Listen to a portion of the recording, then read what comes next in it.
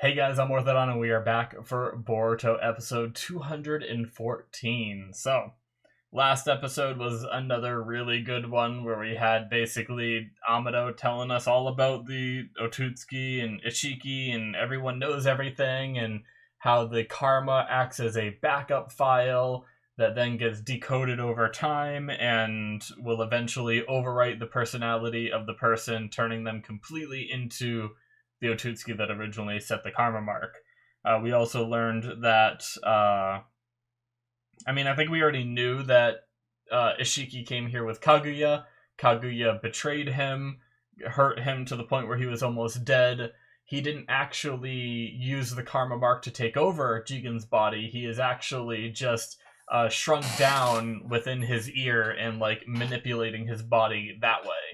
And because Jigen wasn't a proper host. So yeah, like a lot of info last episode, and I think we ended it with Amado saying like I'll teach you how to kill an Otutsuki or whatnot. So yeah, I'm hyped to just continue where we are. We also have Koji still confronting Jigen, so I'm hyped to see that part as well too. So give me all the lore bits and everything. Let's get started, shall we? Alright, we're gonna start here in 5, 4, 3, 2, 1, now. Oh man. I'm excited. Oh, we're starting with the opening, okay. Well, we still have quite a few episodes left before I can watch this, unfortunately, but I have my eyes closed, and we shall wait until the music stops. Oh man, I'm tired today, guys. It is Father's Day, so happy Father's Day to any fathers out there.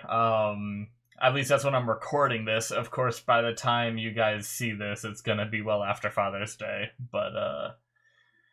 But yeah, I spent a lot of time with my family today, and I am very much an introvert, so it wore me out. And then I also had to. Today's the day that I usually shave my head, and then start my recording and everything too. So, it's been a pretty busy day for my introverted self. And it's also like today is usually the day that I do the most recording because it's the day that I have the most time typically. It's Sunday right now, so but a lot of things.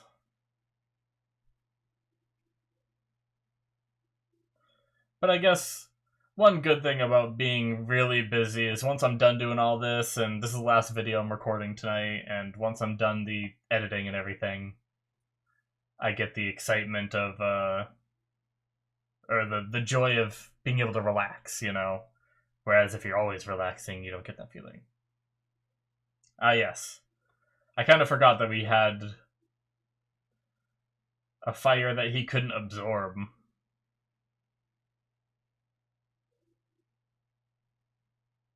My theory was that it wasn't chakra, maybe. Yeah, so he summoned flame, like regular flames.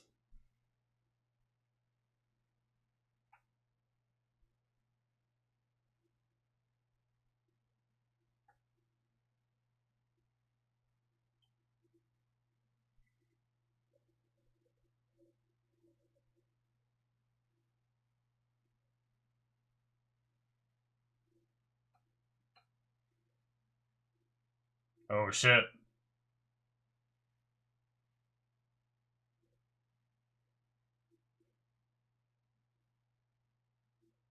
Shrinking the flames.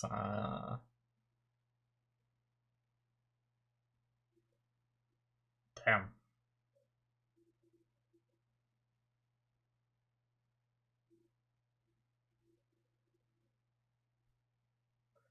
That's a hell of a name that I'm not going to try to write down right now.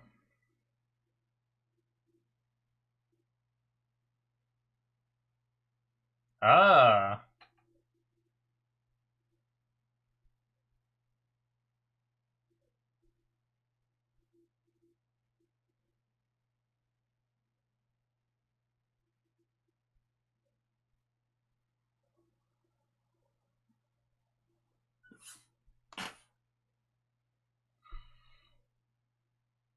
Uh-oh.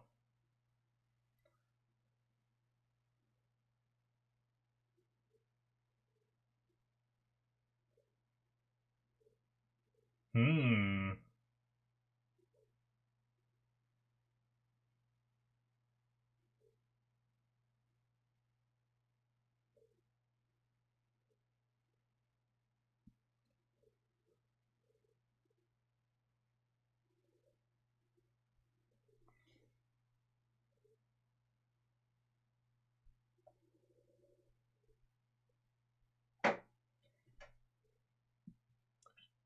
Don't talk like that.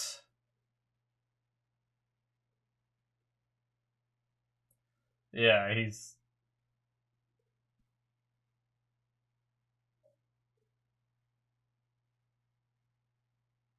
Yeah.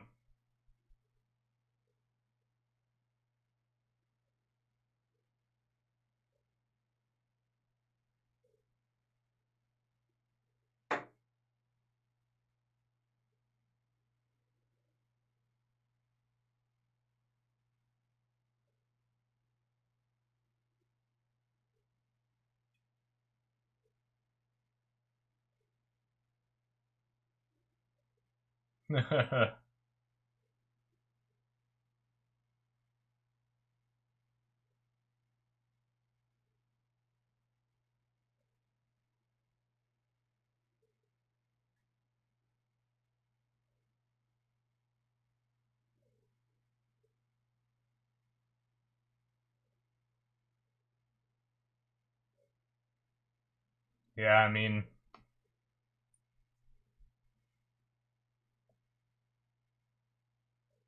Hmm.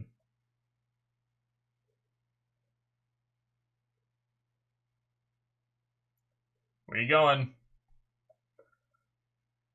Uh-oh. Damn.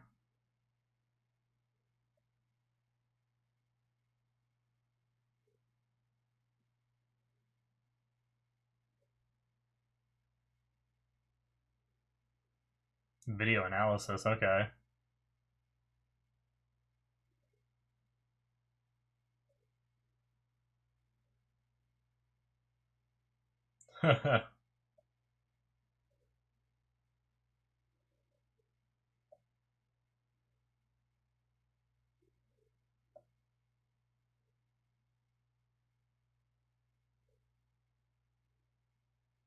Yeah, I don't know if it'd be playing into Ishiki's hands as much as it'd just be like making Ishiki go with his backup plan. You know, like I don't think Ishiki wants to die right now in order to just be resurrected, you know?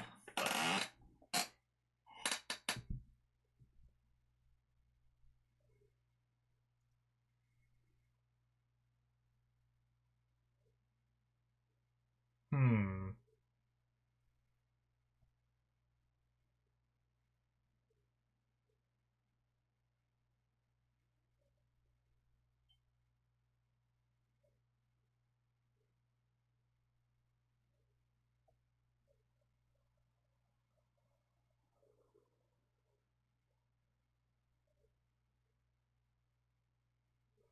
That word.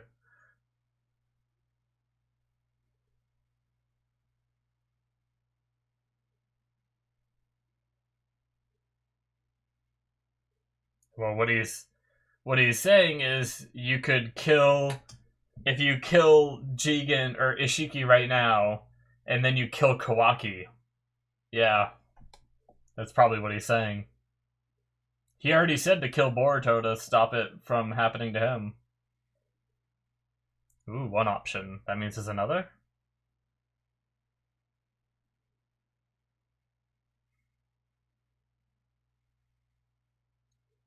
Oh boy.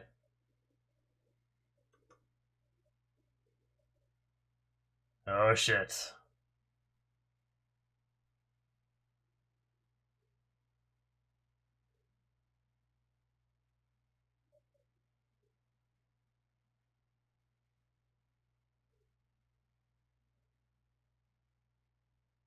Medically.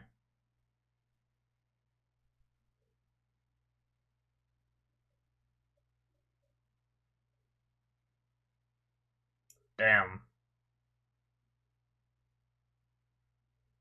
Jeez. Wouldn't that mean...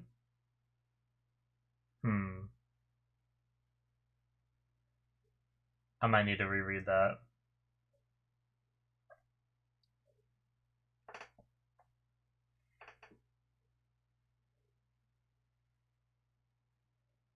Uh-oh.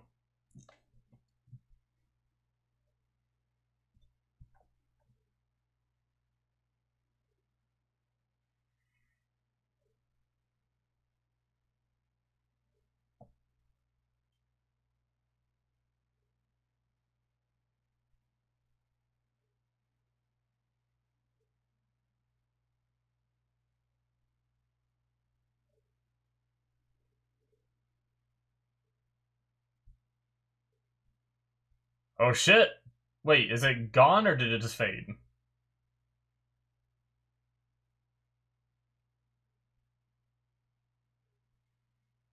It seemed like it, like, dissipated, like, the way it dissipated, it seemed like it was...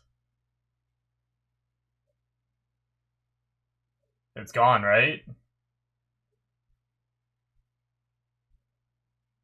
Oh shit!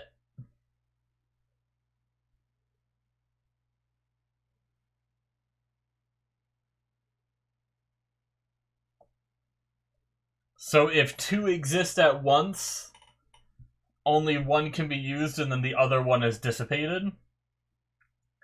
So maybe now Jigen needs, or Ishiki needs to go to... Oh shit. He might have to go to Kawaki and put the karma back again, right? Then, maybe?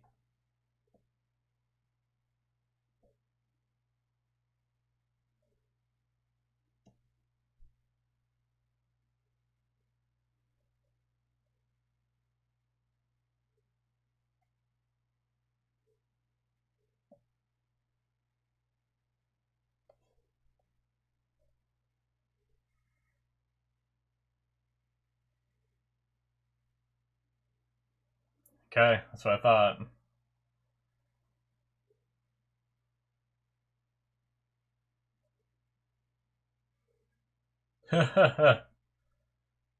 That makes sense.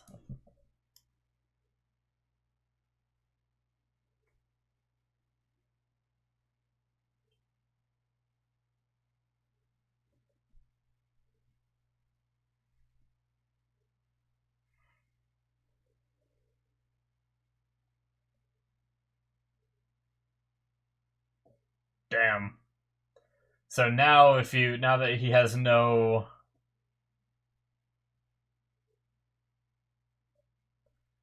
Yeah, because he has no backup vessels now.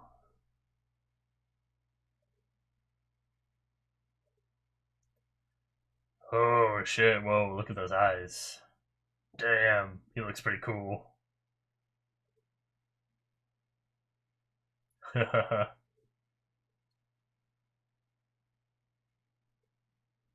Shit! Well, I guess he just shrunk it, right?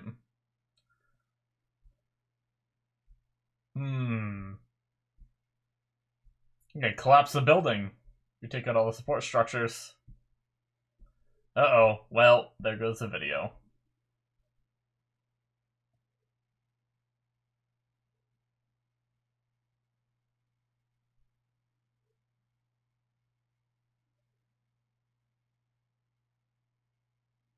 Damn, so now it doesn't matter what happens.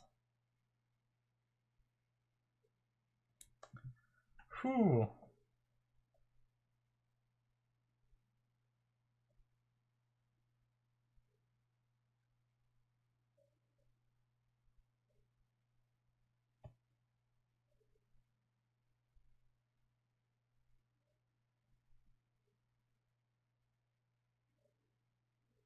Hmm.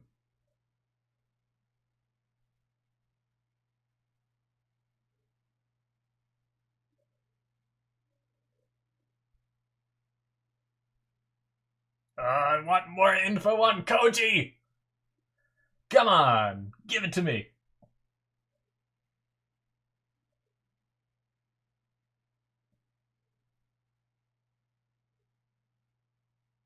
Oh shit! Be careful of your clothes.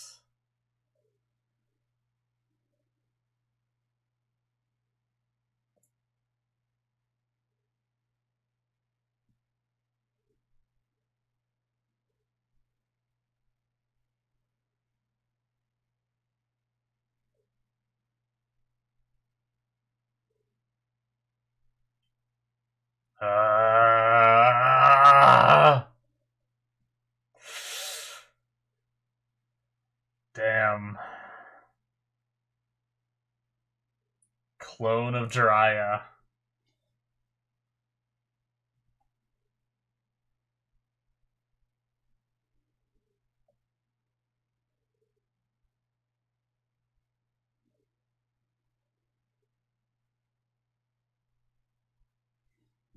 Damn. Guess we know now, right?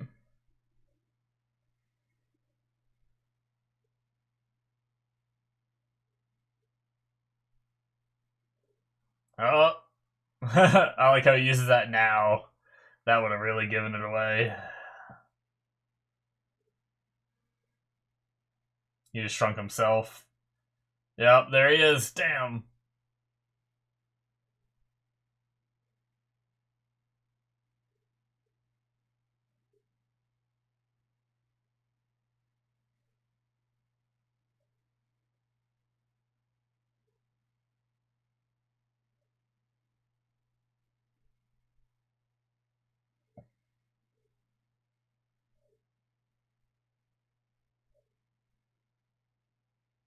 Yeah.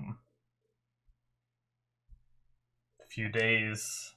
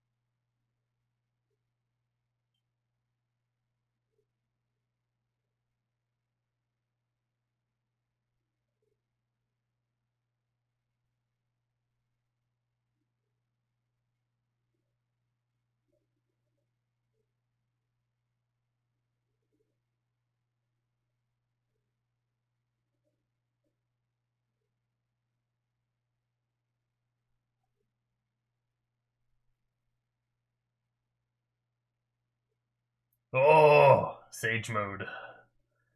Or at least something similar, seemingly.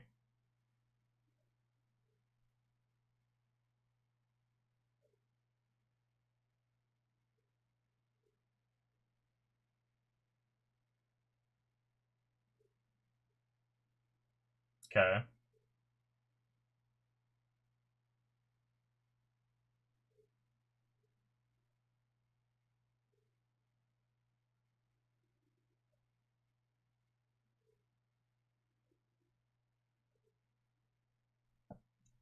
Can you do it from here? I already did. Oh, there's no bomb in it. Nice.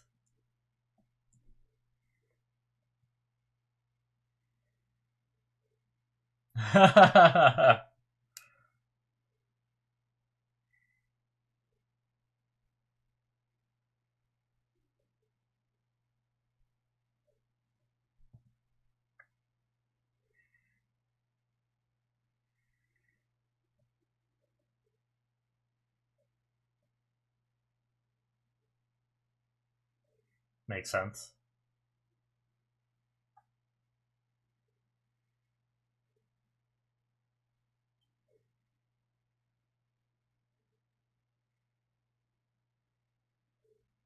Right.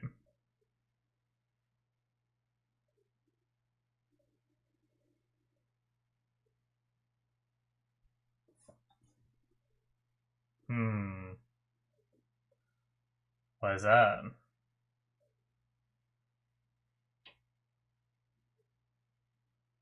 True.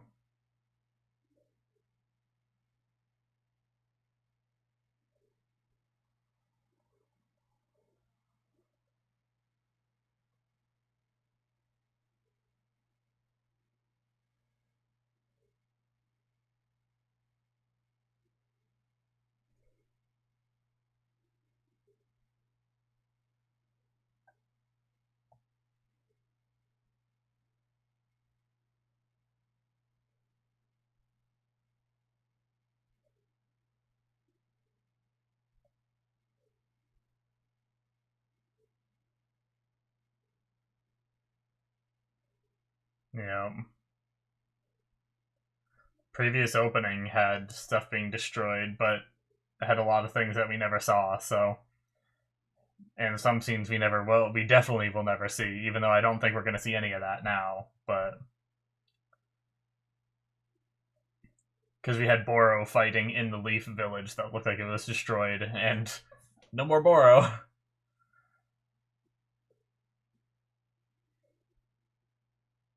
And it had Boruto and Kawaki fighting Jigen, not Ashiki. So I think all that was just visuals. A big old bluff.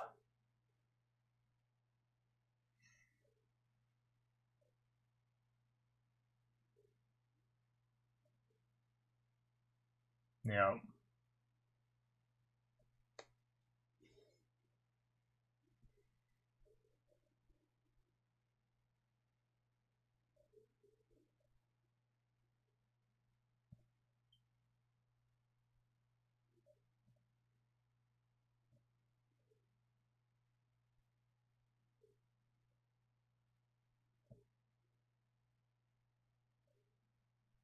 Damn.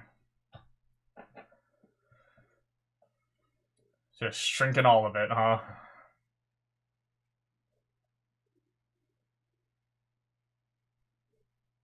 Okay. Visual jutsu.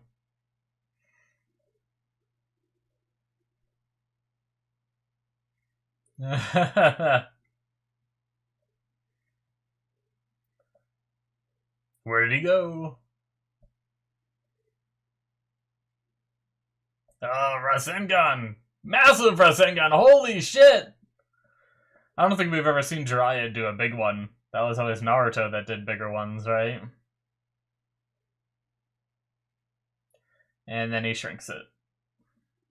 Oh, he made the one of the pillars bigger. Oh, it landed on his hand. Didn't it? Shit.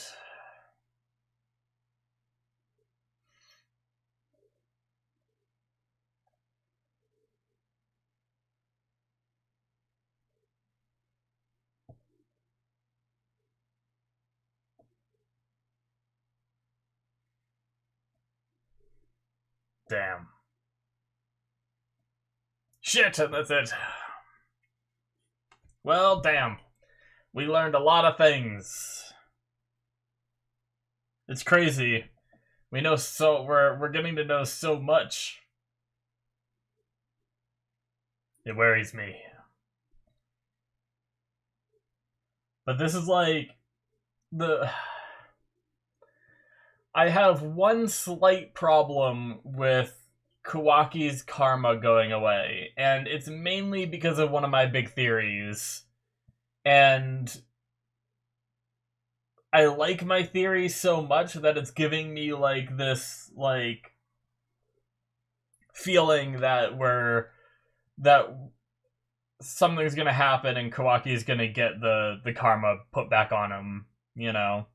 I mean, obviously we know that's a possibility, but I'm almost at the point of meta thinking that it's definitely gonna happen, you know, because of my theory. But it's possible that my theory isn't the case, and he doesn't get the karma put back on him. So I gotta try to keep that open mind possibility because I don't want to drive myself into, you know, ruining the moment when or if the mark gets put back on by being like, oh yeah, that goes along with my theory, you know. But anyways, that is it, guys, for episode 214. So damn. All right, where do we even start to talk about this episode, because there's so much I want to go over. So kind of like what I thought, I had a theory last episode that the reason why Karma wasn't able to suck up the flames was because they weren't chakra based. He just summoned regular flames from the Flaming Mountain, Mount Kaen or something. Kaen, I believe, is how they spelt it in the subtitles. Which is pretty interesting. They're apparently like eternally burning flames, so kind of like, I guess they're similar to the oh, am I not gonna be able to think about it now? Crap. The visual jutsu that Sasuke and Itachi were able to use. The black flames. Oh man, it's like on the tip of my tongue. Shit. I knew what it was. And if I heard it, I'd be like, "Yep, that's right. God damn it. Why didn't I think of that?" But now I can't think of it.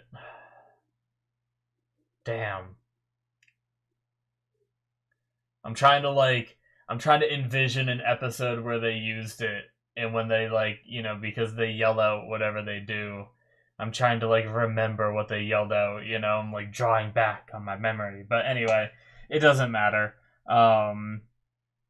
You guys know what I'm talking about. But I guess that one, whatever it came in contact with, would burn forever, and there was no way to put it out or whatever, right? So I imagine this one's a little different because maybe I don't know, it's supposed to be eternally burning, but maybe if you could make it eternally burn somewhere else, kind of thing, if my arm was on fire, could I just bat it out, kind of thing, if it wasn't too bad, or would it be eternally burning on my arm, or could I use a cloth and I don't know how fire works, and I don't know how this magic eternal fire works, but either way, it doesn't matter. I don't know why I'm even thinking about it, but it does remind me of that fire.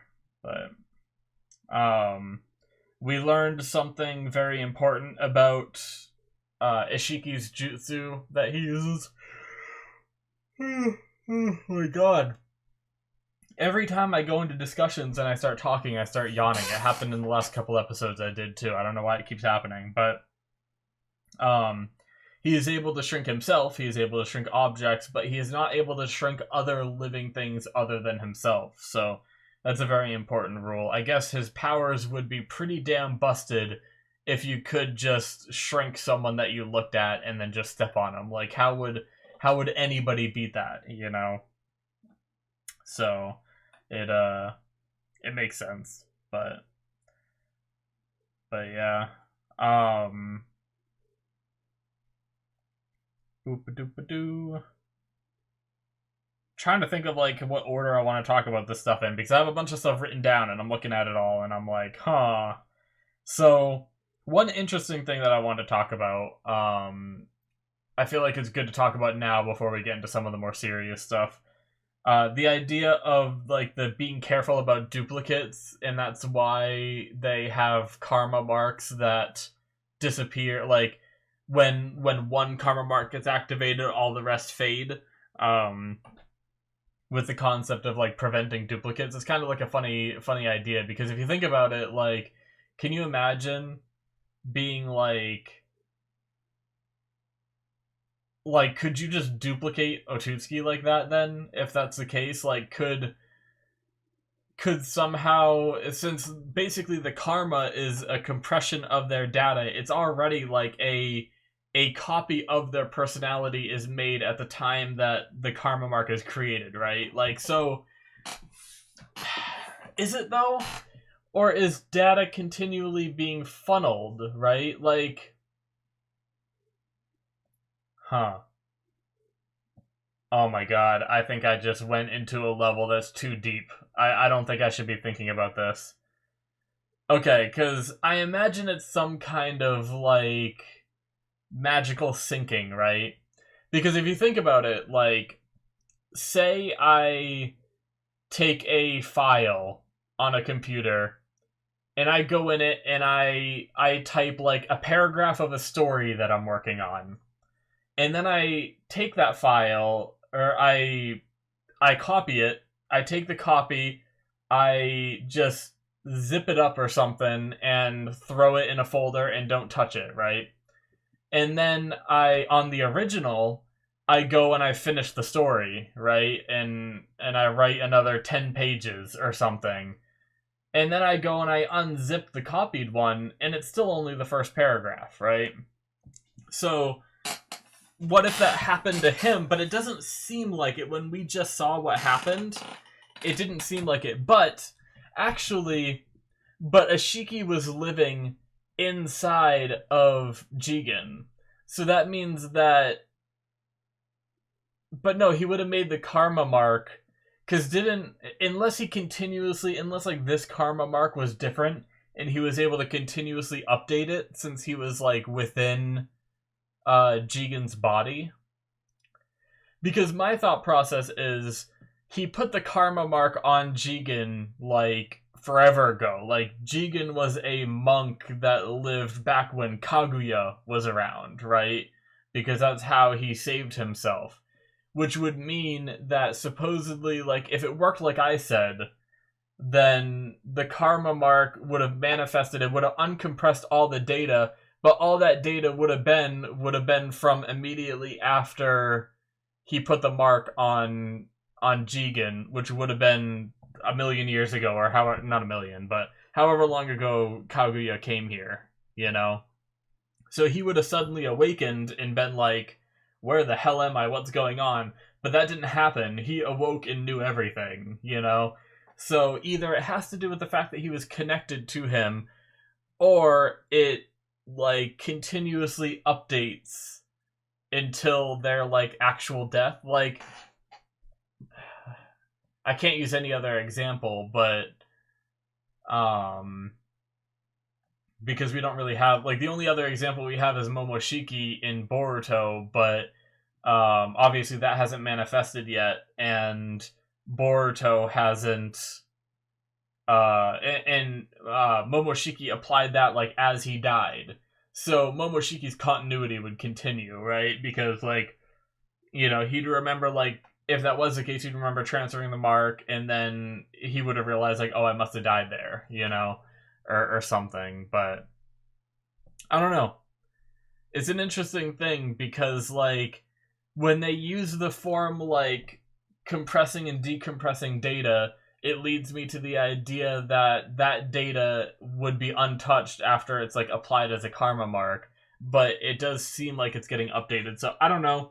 I think I'm just gonna shelf that theory for now, but what I was talking about before I had that revelation that drove me to think about that crap, I was thinking about the idea of duplicates. Like, if Kawaki's karma finished decompressing and Jigen, you know, got taken over by Ishiki, that would mean that there would be, like, I guess the thing is you have to activate it too.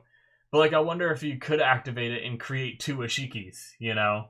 I don't, maybe it doesn't even work like that. Maybe, you know, his assumption of, like, duplicate personalities and stuff like that would be, like, just wouldn't work out. But either way, I thought it was just an interesting concept that they brought up this episode, so I wanted to talk about it a little bit. But yeah, so Kawaki's karma is gone now because Ishiki has officially awoken in Jigen's body. He only has a few days to live,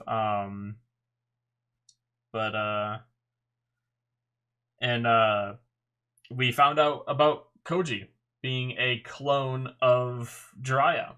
So, being a clone of Jiraiya, like, how do you... I mean, I guess I'm not going to pretend to try to understand the science that Amado used. So, like, obviously Amado must have known about Jiraiya and used him as a basis, and, you know...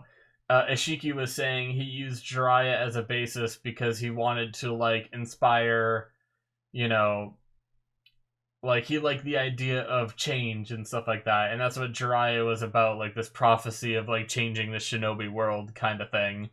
So he was hoping that he could, you know, manifest that within this clone of him as well, and keep that sentiment going. I like that idea.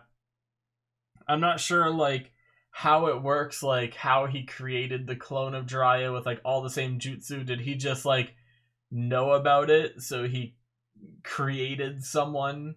Or did he have to use, like, somehow use some of, like, Jiraiya's DNA to be able to do it? You know, like, how scientific was it? Did he really just, like, create someone that could do the same things? Or, you know, I don't know. But I'm very much intrigued, and he's even able to do like Sage mode and stuff like that. So, I don't know, really interested. I imagine there might be a little bit more, like if we like. I feel like there's got to be a point where Naruto, especially the way they set it up this episode, where Naruto was like, "Oh, I don't know why I care so much about Koji," you know. And obviously Naruto's getting like the Jiraiya vibes from him, kind of thing. But like, I wonder if we're ever gonna get a point where Naruto learns that Koji is a clone of Jiraiya, and I wonder how Naruto would take that. You know, would he be like? Would he want to meet Koji, assuming Koji doesn't die here, you know, or whatnot? But like, would he want to meet him, or would he be angry? You know, like, don't sully the name of my, you know, of my sensei, kind of thing. I don't know. But I'm really curious how Naruto would react to find this like clone of Jiraiya, kind of thing. Be interesting. But But yeah, so the concept now is that now that the mark is off Kawaki, Kawaki is safe for now, so we have to protect him and make sure that the mark doesn't get put on him again, and defeat Ishiki before that, so that way there's no chance of him reviving. And all of this has to happen within a couple days. So, you know, and even if the crazy thing is even if Ishiki does manage to put the karma mark onto Kawaki again, it's going to be a long time before it can decompress, which means that we could be coming very close to at least a temporary ending of this arc. And also, I guess to elaborate on what I talked about during the outro about my theory, for those of you who might not have heard it, sorry, I should have led with this since I talked about it in the outro, but then I kind of forgot, so I apologize.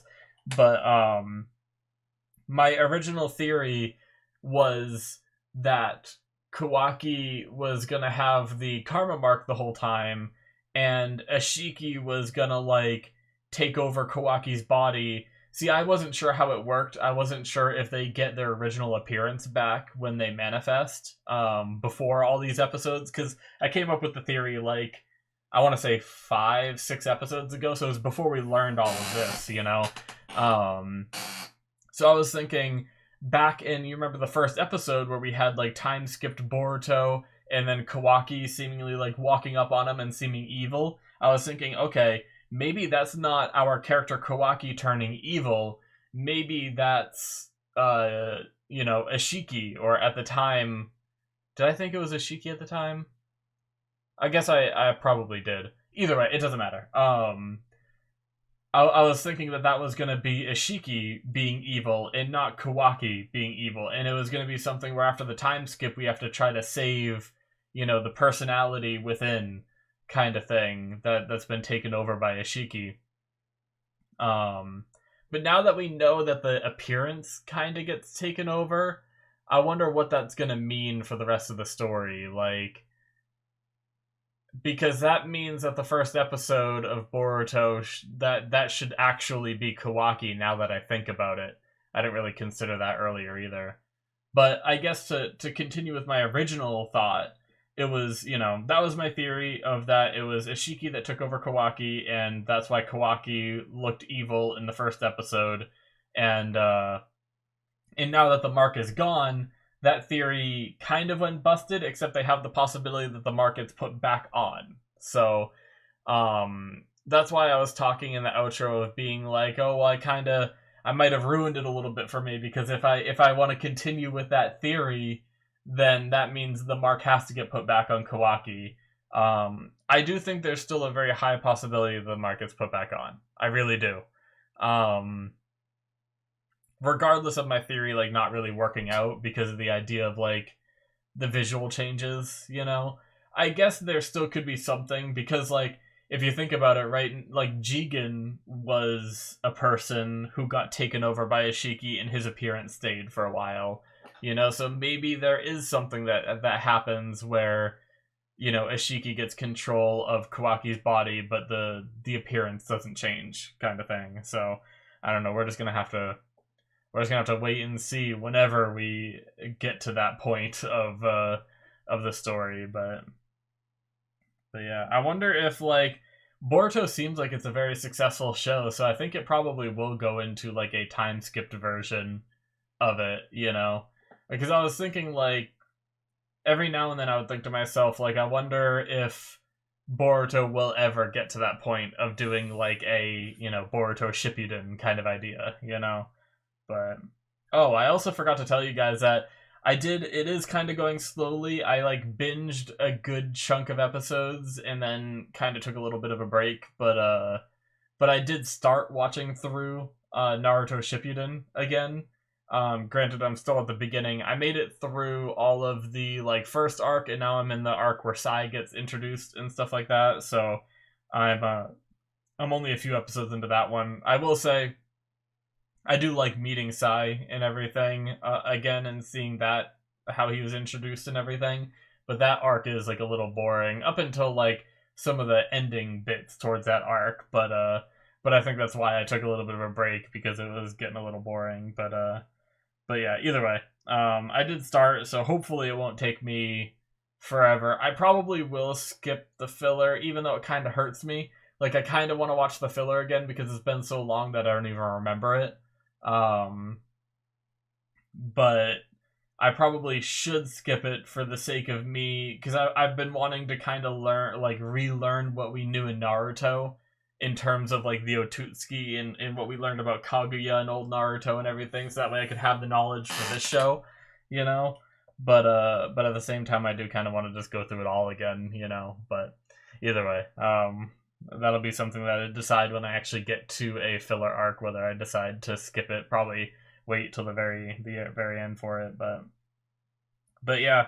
Amado bluffing about the collar was funny. It doesn't really change much because either way, like whether it was actually like it's not like it detonated or anything and stuff like that. So it's like it doesn't really, it's kind of like Schrodinger's cat, you know? It's like it doesn't really matter whether it's alive or dead, or it doesn't really matter whether you thought it was alive or dead. What matters is the end result when you open it, essentially, is the way I see it. So like with the idea that he bluffed about it being a bomb, it really doesn't matter whether it was a bomb or not, because it still had the intended effect of making them all hesitate and everything. You know, I don't even know if like obviously he wouldn't have told them that it was a fake, but they might have even been cautious if they told them it was a fake, and things might have went the same way anyway, you know. But like beforehand, like right off the bat, not that he would ever do that anyway. I don't know what I'm trying to say, but I feel like it doesn't change much by learning that it's a fake, but I guess it just endears you to Amado's character a little bit more, you know, where it's like, oh, he didn't actually put a bomb on a child, okay, you know, kind of thing. But I already liked Amado before that, so I don't really care that he put a bomb on a child. It wouldn't be the first time a like seemingly bad guy did something and I still liked the bad guy for it, even though Amado is proving not to be a bad guy, you know. But either way, I am very interested to see where we go, you know, because obviously Ishiki is going to be coming after Kawaki probably sooner than later. We only have a couple days. Granted, in anime time, they could stretch those couple days out, but what do we do? Like, obviously, we should probably take Kawaki away from the village, or else the village is going to get attacked, you know? But, like, where do we go? Like, they also know that he only has a few days, so they could just go somewhere and hold up and be ready, kind of thing, you know? I imagine, obviously, because of storytelling purposes, I don't think it's going to work, but I wonder if the characters are going to do something where they try to hide Kawaki from Ishiki. Because if you could just hide Kawaki to the point where Ishiki couldn't find him for a few days, and then he just dies, you wouldn't even have to fight him, you know? But this is a TV show. I don't even want to say anime, but this is a TV show. Obviously, they're not gonna just hide Kawaki and it would work. If they did hide Kawaki, I just knew it wouldn't work, you know? So I almost hope they don't even try to go that route because I already know it's not going to work. There's no way they're going to kill Ishiki permanently by having them just hide Kawaki and not have a fight or something, you know? So, but yeah, I imagine we're going to be leaving the village and going somewhere where there's not going to be other casualties. It'd be pretty dumb in my opinion if they just stay in the Leaf Village. So, but yeah, I'm looking forward to it. So thank you guys so much for watching. Hopefully you enjoyed. Hit that subscribe button if you did. Check out my Patreon if you want to see more early access on there. You can see a couple episodes ahead right now. So check that out if you're interested. Link in the description below, or it should be popping up on the screen. Thank you guys so much, and I will see you in my future reactions. Bye-bye.